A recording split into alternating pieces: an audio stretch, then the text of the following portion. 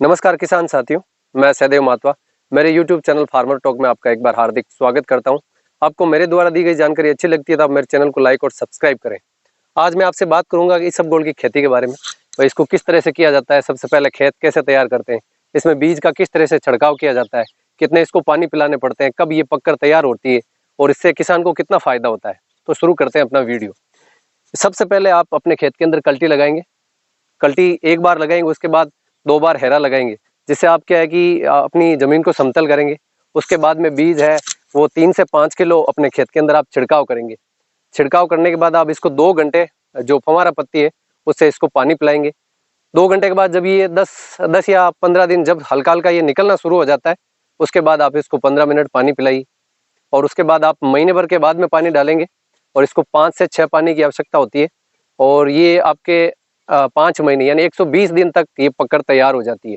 इसके अलावा आपको अगर ज़्यादा उत्पादन चाहिए तो आपको इसको अक्टूबर के पहले सप्ताह में इसका छिड़काव करना चाहिए। अपनी फसल को अक्टूबर के पहले सप्ताह में लगाएंगे। आप पूरे अक्टूबर तक लगा सकते हैं, आप लेट नहीं है। बाकी आपको अगर ज़्यादा उत्पादन चाहिए तो आपको इसको अक्टूबर में ही लगाना है। इसके अलावा ये फसल है वो बारिश के प्रति एसेंशियल है। जब ये पककर तैयार हो जाती है तो आपको बारिश से इसको बहुत ज़्यादा नुकसान करती है, पूरी तरह से फसल नष्ट हो सकती है। इसकी सिटे की साइज है वो 2 से 4 इंच की होती है, लेकिन ये बहुत मुनाफे की फसल है। इसमें लाल दाना होता है पकने के बाद, और इस फसल का जो रंग है वो बिल्कुल एकदम भूरा पड़ जाता है।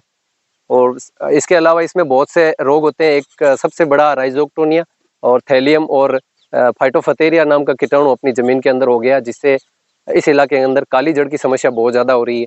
और इसके रोकथाम के लिए आप ट्राइकोडर्मा विरिड है, उससे आप अपनी फसल को, जब सर्वप्रथम आप फसल लगा रहे होते हैं उस टाइम ट्राइकोडर्मा विरिड से अपने इस बीज को उपचारित कर लें। उसके बाद आप जब पहली बार 15 मिनट जब इसमें फव्वारा पत्ती से पानी डालते हैं तो उसमें आप इसको 250 से 300 ml अपनी लाइन में आप चढ़ा दीजिए, जिससे ऐसी बीमारियों से आपको निजात मिलेगी।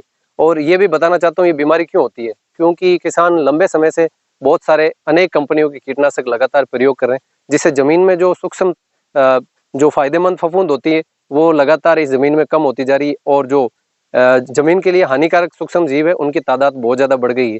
लगातार कीटनाशक के प्रयोग से वो सूक्ष्म जीवों की सहन शक्ति वो ज्यादा हो गई है और वो अपना प्रजनन बहुत ज्यादा बढ़ा रहे हैं। ट्राइकोडर्मा विरिड ये काम करता है कि ये जमीन में जाके आपकी जड़ है उसके चारों ओर एक आवरण बनाता है, और जो हानिकारक सूक्ष्म फफूंद है उनका जो प्रजनन क्षमता है उसको बाधित करता है और आपकी जड़ को प्रोटेक्शन प्रदान करता है। आप चाहे इसबगोल की फसल लगातार 5, 7 साल, 10 साल, कितने भी साल आप उस फसल को बो सकते हैं। लोग बोलते हैं कि 2-3 साल के बाद में इसमें फसल नहीं होती, 2-3 बार के बाद में। सबसे बड़ा कारण यही है कि हम बहुत ज्यादा कीटनाशक पेस्टिसाइड यूज करने के कारण जमीन का जो रेशियो है, संतुलन है, सूक्ष्म हानिकारक और सूक्ष्म फायदेमंद फफूंद है उनका वो रेशियो बिगड़ चुका है। और सूक्ष्म हानिकारक जो फफूंद है उसकी उत्पत्ति बहुत ज्यादा हो गई है, जिससे ये बहुत सी बीमारियां हो रही है।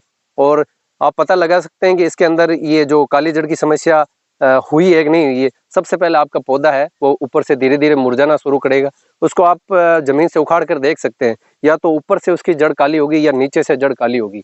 धीरे धीरे मुरझा के पूरी तरह से पौधा खत्म हो जाता है।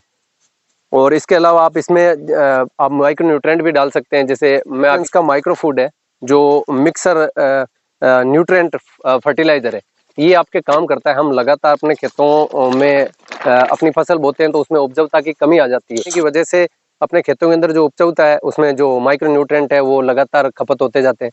और किसान भाई है वो डीएपी और यूरिया के अलावा अपने खेतों में कुछ नहीं डालते। अगर अपनी फसल का उत्पादन आपको ज्यादा चाहिए तो माइक्रो न्यूट्रेंट की जरूरत पड़ती है। जैसे मानवीय शरीर को माइक्रो न्यूट्रेंट की जरूरत पड़ती है, जैसे कार्बोहाइड्रेट है, वसा है, वैसे ही अपने पौधों के लिए भी माइक्रो न्यूट्रेंट की बहुत ज्यादा जरूरत होती है। उनकी पूर्ति के लिए हमको जमीन के अंदर डालना पड़ता है। अगर हम लगातार खेतों को काम में ले रहे हैं तो उनमें उपजाऊपन कम होता जाता है। इसके लिए आपको माइक्रो न्यूट्रेंट में आपके सल्फर है, जिंक है, बोरोन है, मोलिबेंडियम है, कॉपर है, आयरन है, कार्बन है, ऐसे पदार्थ। और मैक्रो न्यूट्रेंट तो पौधा है जो प्रकाश संश्लेषण के द्वारा वातावरण से ले लेता है, लेकिन माइक्रो न्यूट्रेंट की हमको उसमें डालना पड़ता है। धन्यवाद।